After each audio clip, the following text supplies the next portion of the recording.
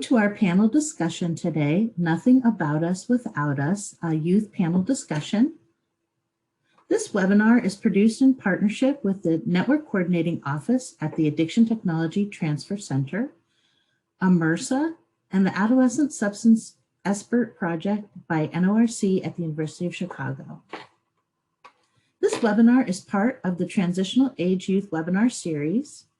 And this is just an example of some of the topics that we've covered so far: digital mental health, substance use disorders among challenges for minority youth, clinical sites for youth addiction treatment, and many other topics. So please visit our website. The URL is at the bottom, and you can see any of these webinars at any time. Welcome, everyone. My name is Holly Hagel. I'm an assistant research professor at the University of Missouri, Kansas City. And I'm here today with three wonderful youth from across the United States. I'll let them each introduce themselves, and we're going to have a discussion about substance use across the continuum of prevention, early intervention, treatment, and recovery. So first, I'd like to go to Anna. Anna? Hi, good morning, everyone. My name is Anna, and I live in Georgia, US, of course. And my lived experience around substance abuse, and I've been in my recovery for a little bit over 9 years now. Thank you. Margot? Hi, I'm Margot. I am from Minnesota, and I've been in recovery for a little over 2 years now. Thank you.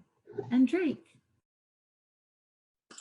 Hi, I'm Drake. I live in Iowa. I've been sober now for about 7 months, but prior to that, I had about 2 years. I've been in and out of the treatment industry now for the better part of, I'd say, 8, 9 years. So, yeah. Thank you.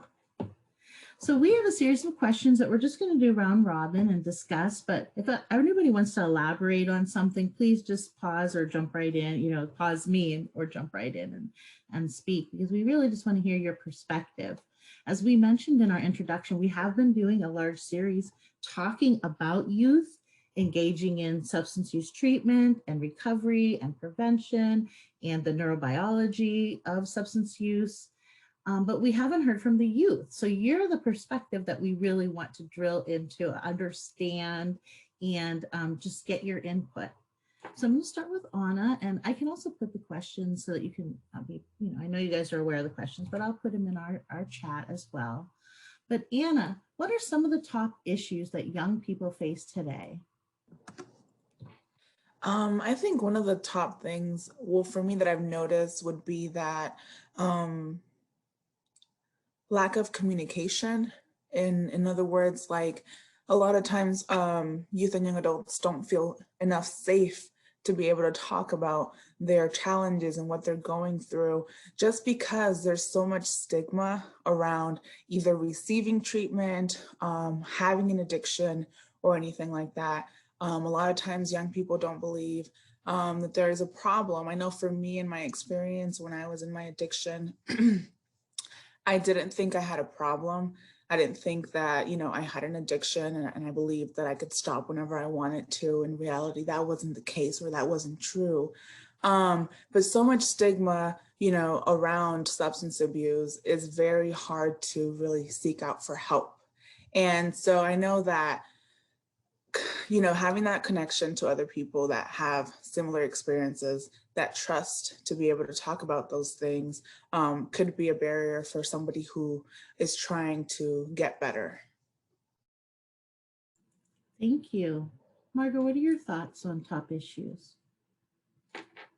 I would say that a really big one is kind of figuring out ways to ask for help. Just because in my experience, resources have always been kind of like, oh, here's this and this and this. And yet actually asking for it and kind of having that stigma of actually, whether it be actually going to treatment or being in therapy can be really difficult for a lot of people. And I think kind of social media and the way that a lot of things are depicted on there can be really difficult for a lot of young people. Thank you. Drake, what are your thoughts about the top issues young people face? Yeah, I think for young men specifically, that's who I've spent them. I mean, I've always been in um, uh, what's the word? Only men at my treatment facilities. What I've noticed is that as life gets, because life in our country has slowly gotten easier and easier with all the technological advances that we've made, and it's gotten much more comfortable. And I think the more, which is a good thing, but I think for young men in particular, and I know in my case, the more comfortable and easy life got, almost the harder it got to separate out a sense of purpose. And I think that for young men to understand, because we have a lot of energy and a lot of drive and a lot of testosterone, and we have nowhere to put it, or at least the need to understand that we have to put it somewhere. Otherwise, it's going to result in very self-destructive outlets, right? And I think that helping young men understand that we can't just sit around and let life come to us. We have to, in some sense, establish a sense of ambition. We have to find a sense of purpose and weed out that from the more comfortable aspects of society. I think that would have made a huge difference in my development as a young man. And kind of like what Margot and Anna both talked about, I've never really sensed as much in my time a stigma around addiction necessarily. It's more the stigma around asking for help, which is huge. That's the biggest problem I've had as a young man. And I think as a man in general, you get kind of taught that you're not supposed to humble yourself in that way. And, I think there is a right and a wrong way to ask for help. And I've done both, I think, but I think educating young men on how to go about asking for help in the proper channels, I think and that it's just okay in the beginning to ask for help, I think would make a huge difference. I appreciate those comments. As I look at the next question, you guys kind of already went into the idea of with the top issues young people are facing. You've mentioned communication barriers, stigma, especially stigma on the point of asking for help. And Margot, you mentioned treatment, but you also mentioned therapy in specific too, which I think is, it's obviously a very important tool that we try to use in our profession. And then as a pressure, I also heard you saying the social media and just the way our society is constructed around technology. It is difficult for young people to sort of ferret out the purpose, a sense of purpose within their development. So I appreciate those things. And as you guys have brought those to light, what are some of your thoughts about prevention messaging? There's a lot of prevention messaging that schools and systems invest in. What messages resonate with young people? And we'll start with Anna. I believe that prevention is much needed. I think, when somebody is educated well enough around substance abuse, addiction, anything like that, or even mental health, individuals kind of are more accepted to it. But what I would say is that the scare tactics that some people use aren't helpful. They don't work. If they say the egg that's being fried, that's your brain on drugs, and that's not really the case, And so I believe that scare tactics do not work. They were used on me many times and nothing changed until I decided for myself that this is what I wanted. But I do believe that education around it is very important. And if people can get educated, things could be prevented. I know for me, I speak a lot on the Hispanic community just because it's not accepted as much. A lot of people in our community believe that it's not real. It's just something you kind of do and you're looking for attention or things like that. And in reality, it is real. People in addiction do have challenging times and they do end up picking paths that could be dangerous. And so, like I said, I would believe that 100% education is more important than, using scare tactics to, scare people from using drugs. Thank you. Margot? Yeah, I think that in my experience, at least, a lot of kind of like Anna said, scare tactics were used all throughout high school, even middle school. They bring people in, they're like, oh yeah, this guy used to do heroin, look at, whatever. And that doesn't resonate with most kids, which I think is a really big problem that I don't know if adults see it or they just think like, oh yeah, this is about drugs, so they'll whatever. And I think that's something that's really powerful for at least youth, like kids in high school or even middle school, is other teens kind of coming in that are in recovery and talking about their experience and what they did, and even like educating kids instead of like, okay, this is what drugs do to you, kind of giving them resources like, hey, if you are having issues or problems, with substance abuse, there's AA, there's NA, there's, treatment, there's places that can help you, instead of just being like, yeah, this is really bad, which is kind of all that I experienced. Yeah. Great. Yep.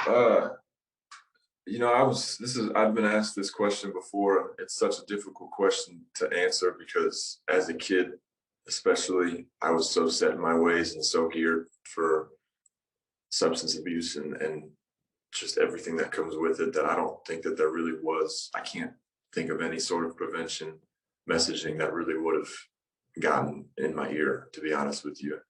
I will say that the scare tactics for sure had the opposite effect, where it was, especially sitting with my friends, that we almost took it as a challenge, to see if it was really that bad. I went to a school where I was pretty fortunate. We had a lot of prevention messaging. It was, we had the typical DARE when we were younger, and we had another guy from the National Guard who would come in and do once a month, like just an education course. Not necessarily scare tactics. The scare tactics seemed like they were more there.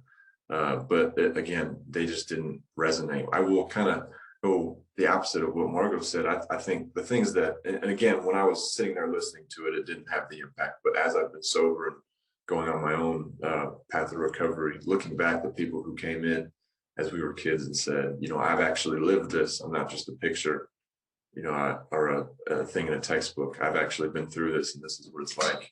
Again, it didn't resonate then, but I've been able to recall specific people who came in and talked to us, whether it was school or Boy Scouts or church, and shared their experience. That's the only thing that really stuck with me. But as I've been in recovery, at first not wanting to do it, the prevention messaging that really worked for me was people who I'd always looked up to, whether it was athletes or, celebrities or something like that, who opened up to the public and said, this is something that I've struggled with. For me to see that this is not an abnormal thing, this is just something that some people have to deal with. That really helped a lot too.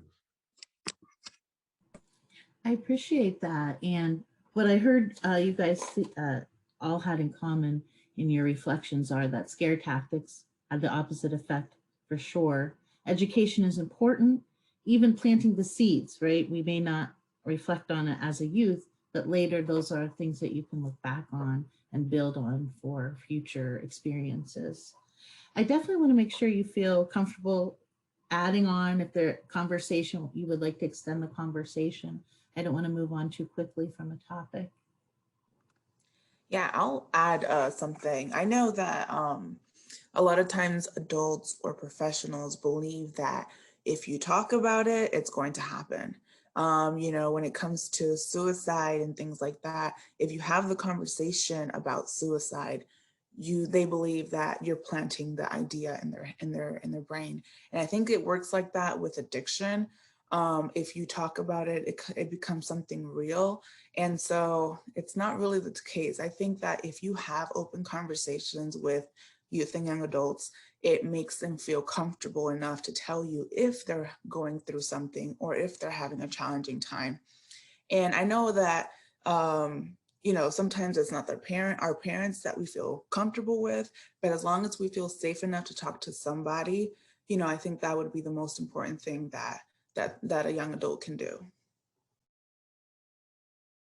Thank you. That actually is the next question, really. What are the ways that providers can approach youth to provide more information and support? And so one of the things Anna just said was to be honest and not be afraid to bring it up, bring up the topics. What do other people think about that? Margot? That's a really good question. I think that for specifically, in my experience, the way that either doctors or, psychiatrists or anything kind of approach the situation was fear-based, which is definitely understandable.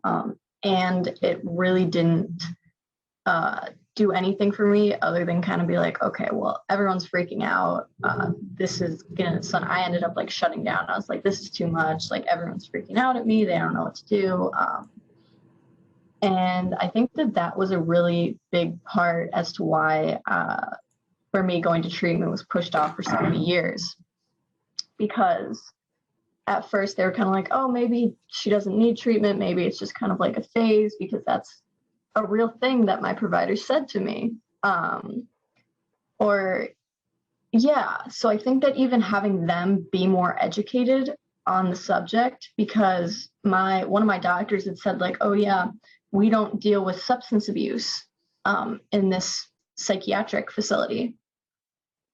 So I ended up having to go to a different psychiatrist because he was unaware of what to do. So I think that them being educated on how to address the subject, next steps to take, how to approach, whether the parents are in the situation, how to approach it with them, and how to talk about it openly on a level so that the person or the, teenager or whatever isn't feeling attacked or bombarded with questions or, because a lot of times it can feel really scary to kind of have that, like to know that vice of yours is going to be taken. So I think that it would be really important to educate them a lot more.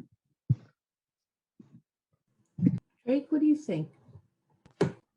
Yeah, I'm the same way, where if emotionally saturated appeals are really just kind of shut me down anytime there's a heavy amount of emotion in the room, especially when it's one-on-one. Those early interventions, whether it was family members or especially, I got it from providers as well, where it seemed like I had a pretty good rapport with my teachers and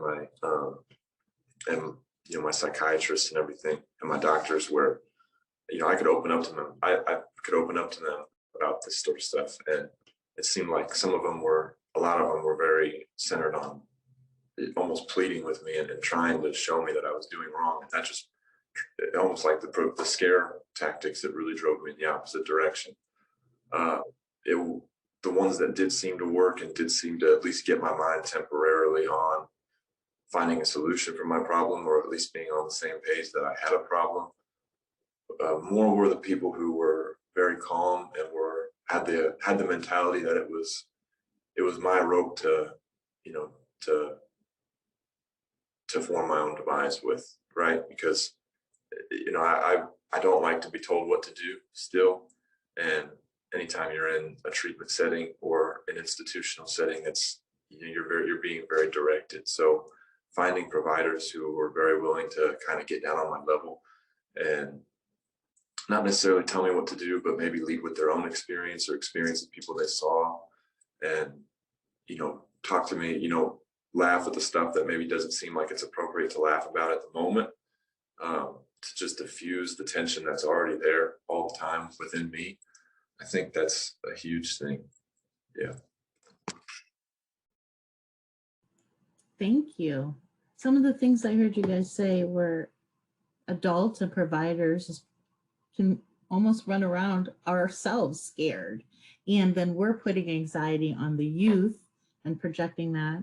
And some of the things that were useful were you guys would find useful for health professionals to be educated and open, regardless of where they are in the profession. If that's their specialty or not, they should have awareness and education, and to focus on what the youth need, the person in front of them, the patient that they're with at that moment, and meet you where you are.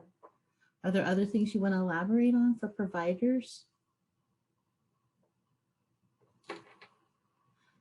Well, our next question is specifically focused around young people in recovery. And I'm really appreciative that you all chose to describe yourselves and your journey on the path to recovery. And so for young people who are in recovery or who may be using substances or not aware of recovery, what are key messages you have for youth about recovery in particular? Anna? What I would start off with is, I've been in my recovery journey for 9 years now, and it's been a very hard recovery, as in like it hasn't been easy. A lot of times people believe that once you have, 1 or 2 years in recovery, you're set for life and you're good and you're never going to have a setback. And that's not the case. But for anybody, who is thinking or is starting their recovery or wants to be in recovery, it takes time and it takes a lot of work. And I would say that it's worth it, recovery for me, it's given me so many things that I would have never imagined I would be where I am today. I'll share an example of like a difficult time. I think that, it was like 5 years in my recovery. And you would believe that, somebody that's been in their recovery for 5 years, they know what they're doing. They have it all figured out and they don't have any challenging times. But that wasn't my case. I was, in my recovery for 5 years and my dad passed away. And it was really one of the hardest things I've ever had to deal with, just because when my dad passed away, my mind, the first thing that it went to was, you can just use and it'll take the pain away. That's going to be what's going to help. You're going to feel better. You're going to forget about it and you'll be okay. And at this point, I already had a job. I had a place to live. I had a car. And I said I could use, I could sneak around and nobody will know. And that was really the addiction talking, because, it comes to light, at the end of the day, you using behind closed doors will come to light. And I knew that. So what I did was I snitched on myself and I told my support system kind of what was happening to get the help that I was willing to take, just because I had worked so hard to be where I was at. I wasn't willing to lose it all. But it shows you that you've been in recovery for so many years, but something hits you, life hits you, things get hard, and, your mind and that tension or that, desire of wanting to use is still there. You have to work at it. You can't get comfortable. And that's what I realized, that I couldn't get comfortable with my recovery, because if I did, I was going to use again. And I just had to really point that out, just because it's so important to realize that somebody that's in recovery is a human being. They feel, they hurt, they are happy, they go through all these emotions. So really, you can't look at it as in you can't ever have a setback, or you can't ever feel like you can use, because those things are still there, like they're still real. So I know that for anybody that is willing to go on to this journey, I give them props, because it's not easy. And so I would say that it's so worth it, just because the payoff, you see it and it's worth seeing. So yeah, that would be it. Margot? I think that, right when I got sober, I was 14. And I think the biggest thing that I was concerned about was, how am I possibly going to have fun? And that was like genuinely scary for me, because I'd only really experienced, at least in my head, I thought I've only ever had fun on drugs. So I think that is something that anytime that I go speak anywhere to like kids that are younger, is that it's still very possible to have fun and be in recovery and be sober. Because even like meetings and fellowship is really fun. You know, you just find new activities that you don't need drugs, and it's still super fun. And I think it's more fun because then you remember it. And another thing about recovery is that I kind of assumed when I went to treatment that it was just going to be, okay, cool, I don't do drugs. And that was it, because I'd never really been taught anything about AA or NA. But it's it is a lifelong thing to work at forever, like Anna said. And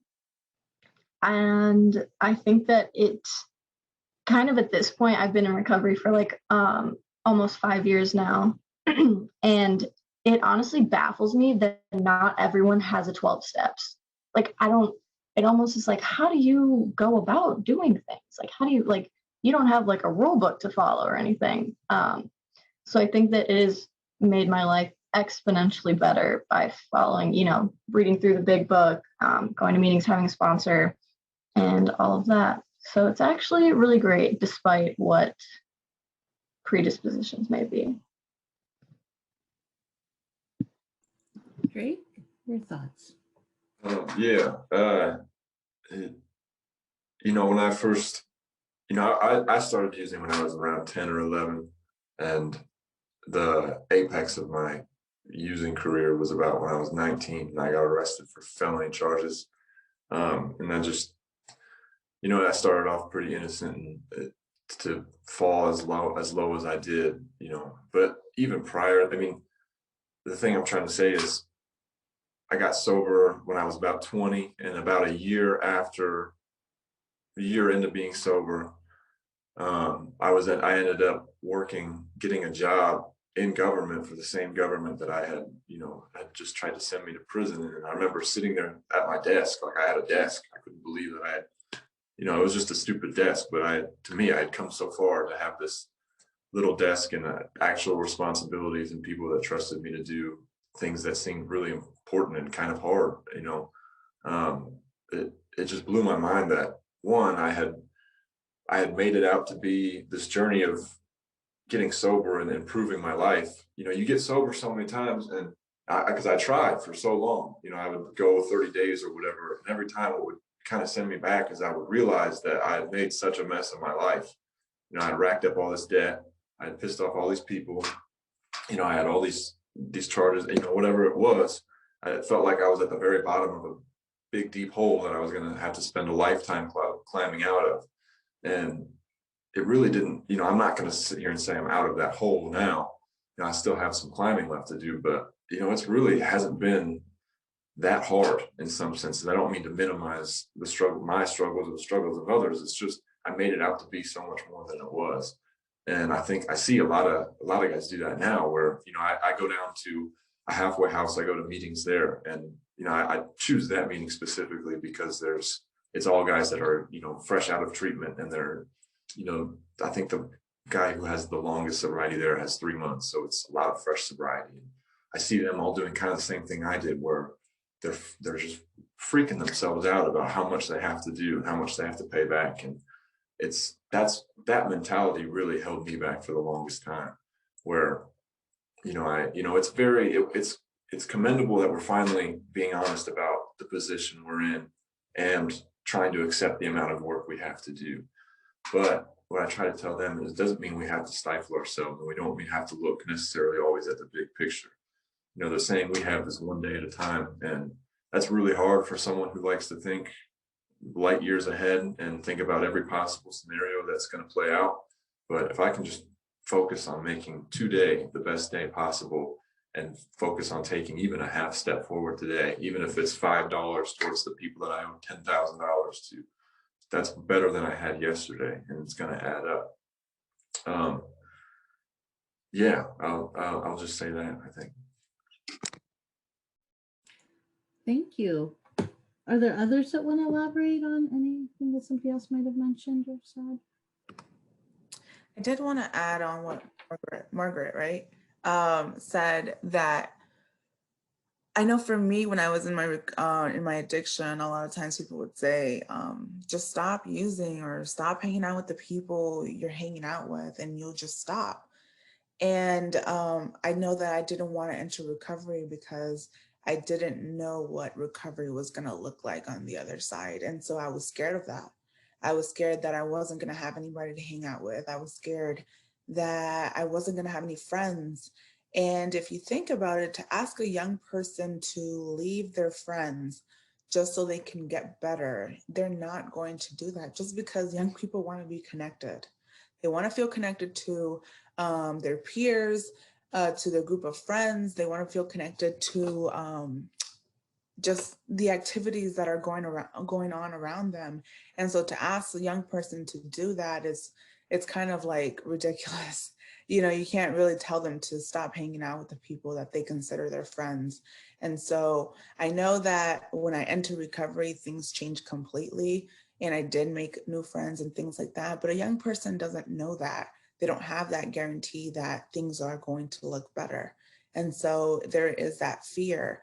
And just being able to respect that and acknowledge that is really helpful for a young person. Thank you. As we transitioned about, again, I think I mentioned earlier to you guys in our planning meetings that our audiences are mostly health professionals. We probably will have an audience of family members as well, and maybe hopefully youth, but for sure it's health professionals. And sometimes we get in our own little, tunnel, and we're like, okay, we should have a TikTok video. Oh yeah, we got to get on Snapchat. And we're sort of behind the youth 10 steps. So what are some types of resources that you think would be useful to youth in understanding substance use and mental health? Is it social media? Is it the peer groups? You guys have touched on these things, but what do you think we should put our resources into so that we can be more in step with youth? Anna?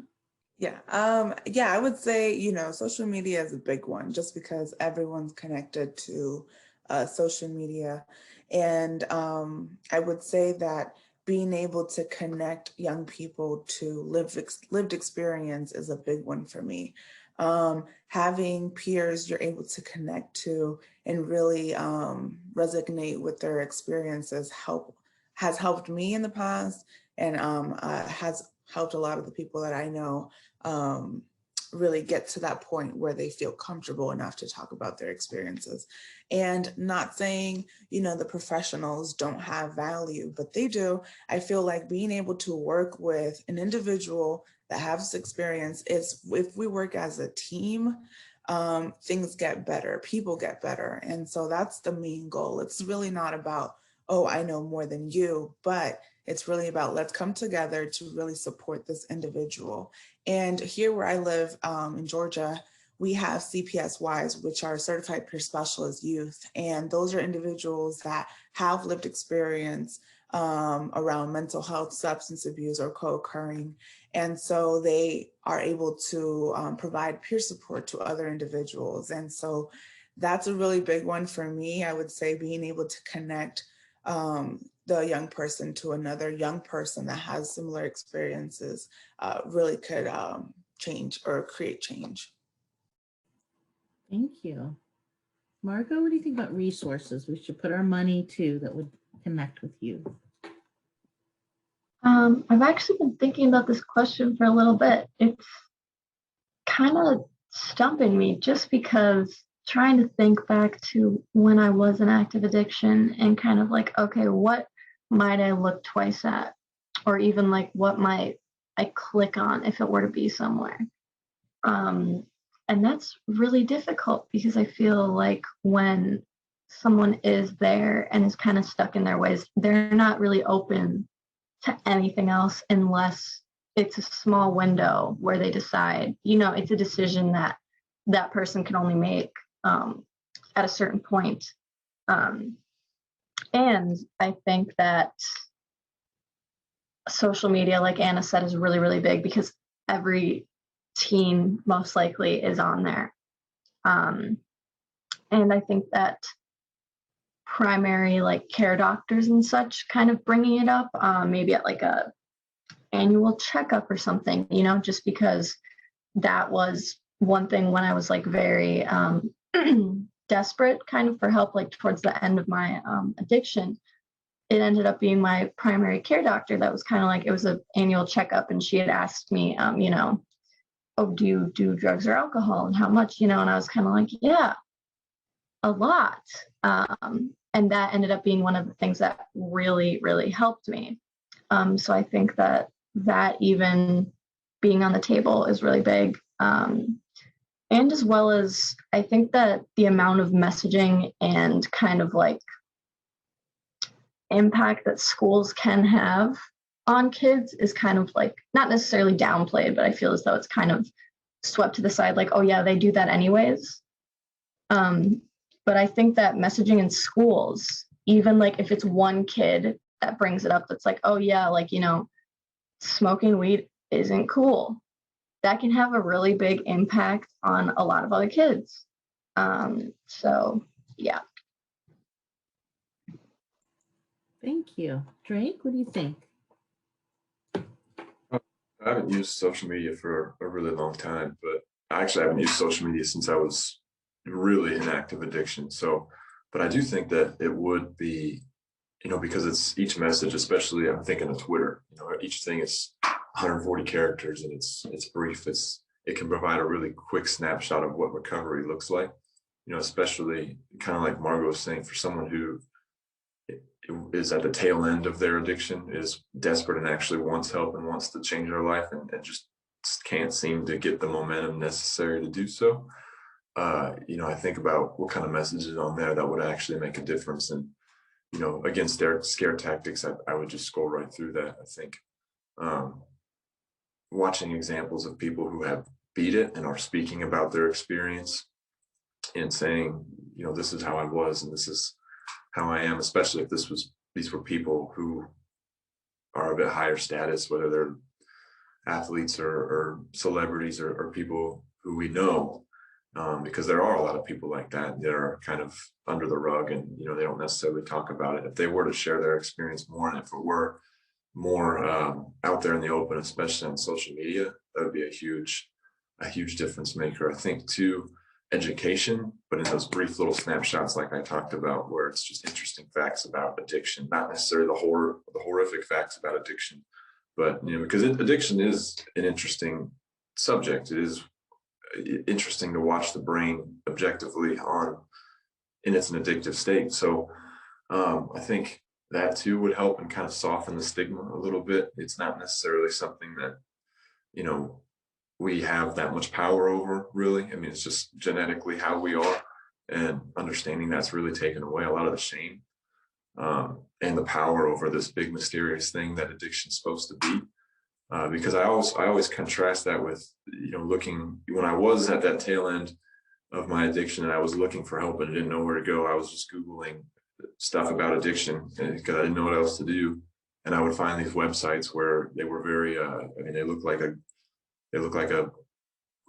bland. They looked like a government website. They had just a 1-800 number. And, I didn't want to look at that. That seemed depressing. So, and again, I don't mean to minimize what we've been talking about.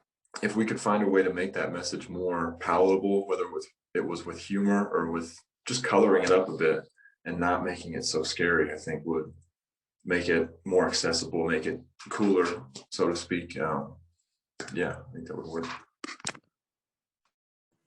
Thank you.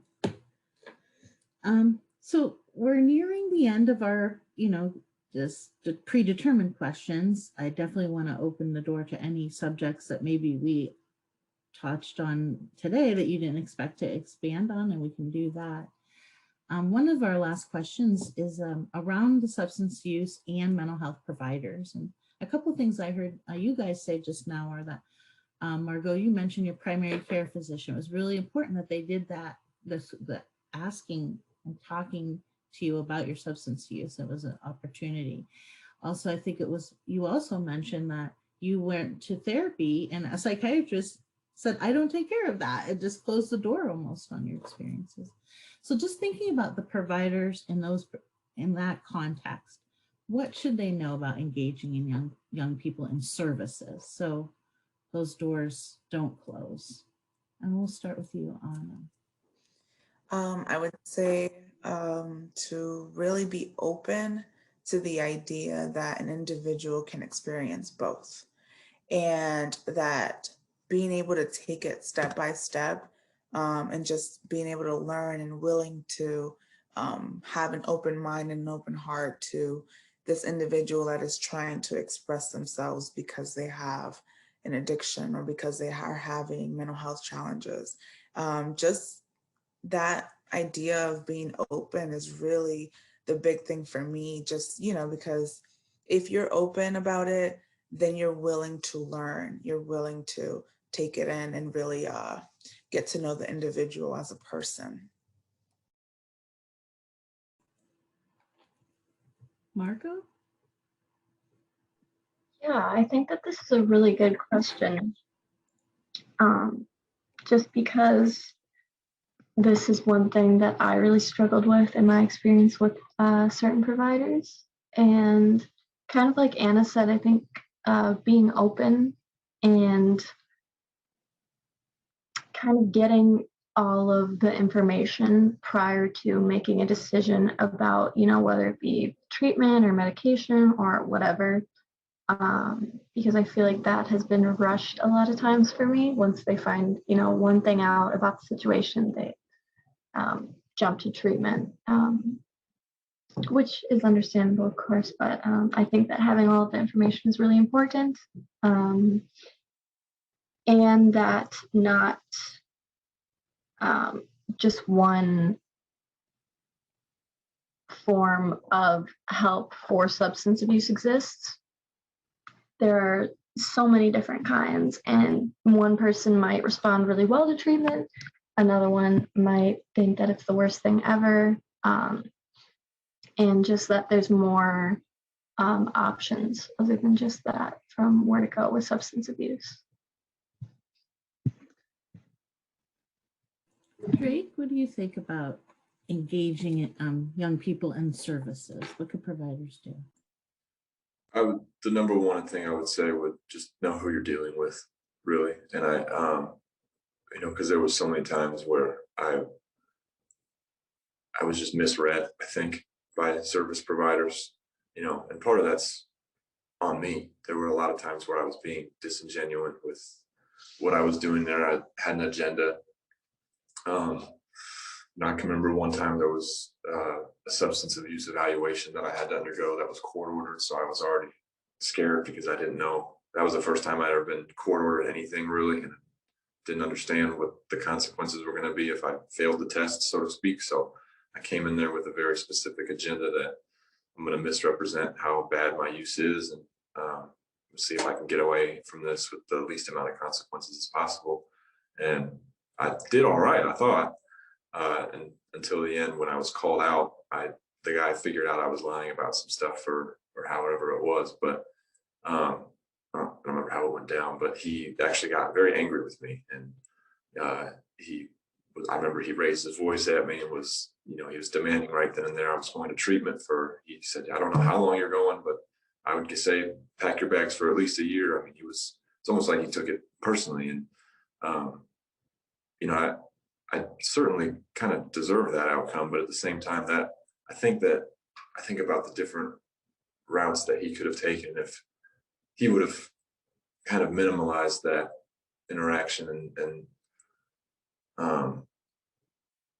almost, I don't want to say laughed it off, but kind of greeted me more with a casual approach. I think I might have actually been open to going to treatment then and there because, I was pretty impressionable at that stage of my addiction. So I think that knowing the ins and outs of the personality that addiction brings out, even outside of use, and, because I can be very manipulative when I need to be, especially when I'm in active addiction. And I think understanding that I think comes from having family members who've been through it or even being through it yourself. And like me and Margot kind of touched on earlier, there's times when having that emotional appeal most of the time is just going to shut me off. But there are times when I come into, a setting and I do want treatment and I do want to get these emotions that have just kind of welled up inside of me out for so long that And there's been cases where I pour them out to my provider, and they get kind of I get greeted with the blank wall. You know, I get kind of the reaction that I've always given myself, where they shut down on me. And I don't blame them for that, because those are the people who've probably handled addictive personalities before, and they've seen that these are the types of people that can be not so genuine at times. So I don't know, there's just kind of a balance that needs to be struck, I think, and understanding what someone's motivations are when they actually want to go to treatment and get help, and when they're ready, and when they're not, and when they're just saying they are to get to whatever end they need to get to. And you know, I don't really have any answers to how that works, but I think that is some sort of problem there. Thank you. I think you all mentioned balance and sort of opening the door for people meeting where they are.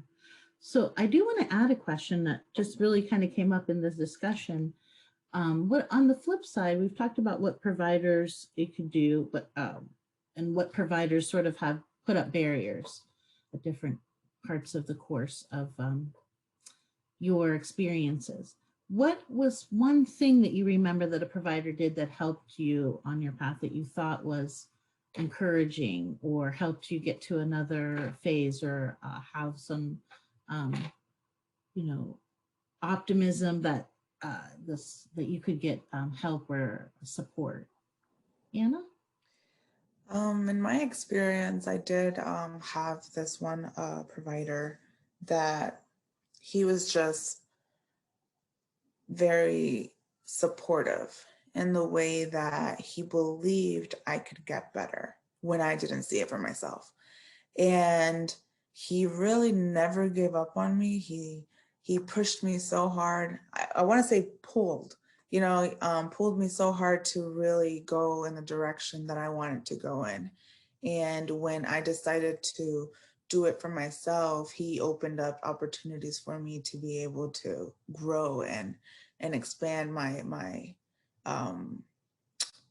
knowledge, everything. He gave me a lot of opportunities. I was one of the first peer mentors at the treatment facility, and he really made that happen for me to expand myself. And so for that, I'll be forever grateful. So he was really one of those individuals that believed in me when I didn't. So I would say that was something that helped me in my recovery. Margot, what about you? What's one provider that stood out for you? Yeah, I know the first thing that comes to mind was the first time that I did go to a residential substance abuse treatment. My doctor kind of approached me with a attitude that I had never experienced before from a provider. He would actually challenge me constantly. Like, he'd kind of say, it worked really well for me just where I was at, but he would challenge me like, I bet that you can't stay sober for more than 30 days. And for some reason I was like, well, fuck you, yes I can. Are you kidding? And that ended up like, there were certain things like with my work or whatever that I absolutely wasn't doing because I thought it was dumb. He was like, yeah, I didn't think you were going to do it because I don't think that you can. And that worked super well for me until I realized almost when I was done with the program, like, he tricked me. And he was like, no, I didn't. That's just the kind of a way that I knew that you would respond, because I was super oppositional with everything. And it ended up, we actually still have a relationship, which is super awesome. And I think that he still uses that method or whatever with kids that are super oppositional. So that just worked really well for me. Jake, what about you? What one provider stood out to you?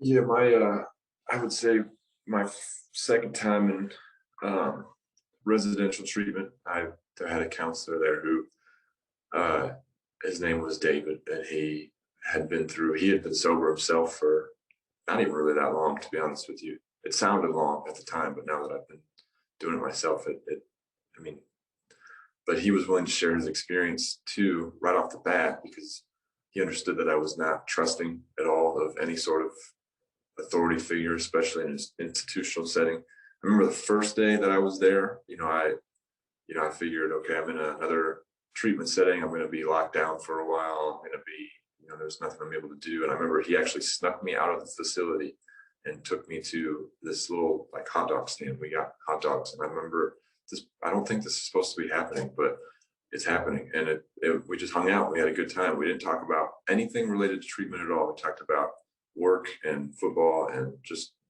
pointless stuff that really diffused that tension with me. Within a day, that took like months for me to do in a treatment setting. And he didn't really, he kind of going off of meeting people where they're at. I mean, there were days when I would wake up not wanting to be there, especially in the beginning at all. And he could tell that about me right when I walked into his office, and he would kind of match his energy to my energy, or at least he would find the appropriate energy to counter what energy I was bringing. Those days when I didn't necessarily want to be there, he didn't sit there and try to convince me or, plead with me. He just said, let's watch some YouTube videos and talk about nothing. And then eventually, slowly, what started happening on those days, I found the conversation started geared towards myself and my recovery naturally, through his Jedi mind tricks that he employed. But now the opposite, when days, especially towards the later half of my stay, when I came into his office high energy, ready to go, ready to actually make some improvements, he met me with that, and he had the same energy. He didn't ever really get tired. And I would imagine that'd be pretty hard when you have multiple clients and, you're having to manage your own energy and emotions and, your own life. But I think that does take some of the burden off counselors. They don't necessarily have to have that same energy level per individual. They can kind of work to match what's going on in the room. And like Mario said, him and I still stay in touch today. It wasn't a thing where there's been so many times where I thought I had a connection with a staff member, a provider, and then but that connection seems to be over as soon as I walk out the door. And I'm not saying he sends me Christmas cards, but just shoot me a quick text or something once or twice a year, man, that's enough for me. That's huge. And we still stay in touch. And that just kind of gives me someone, because there are times in your recovery process where, because I don't have a license, I live way out in the country. So it's not always easy for me to get to meetings. And there's times when I'm going to meetings 6 or 7 times a week and I'm surrounded with the fellowship constantly. And there's times when I can go a couple of weeks without seeing anybody else in recovery. So just knowing that I still have one person just in that orbit gives me a sense of not wanting to let that entire community down. So, yeah. Thank you all for that. And thank you for this discussion today.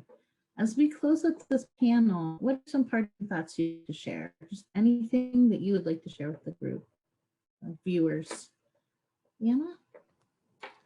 Well, first off, I wanted to say thank you to Margot and Drake, for being able to be open with their recovery. I know that for me, it's not always easy about at the beginning, it wasn't always easy for me to be able to talk about those things. And so being able to be in a room with individuals that understand and accept you, it's really a really good feeling, because you just, talk about it, and you can talk about recovery all day long.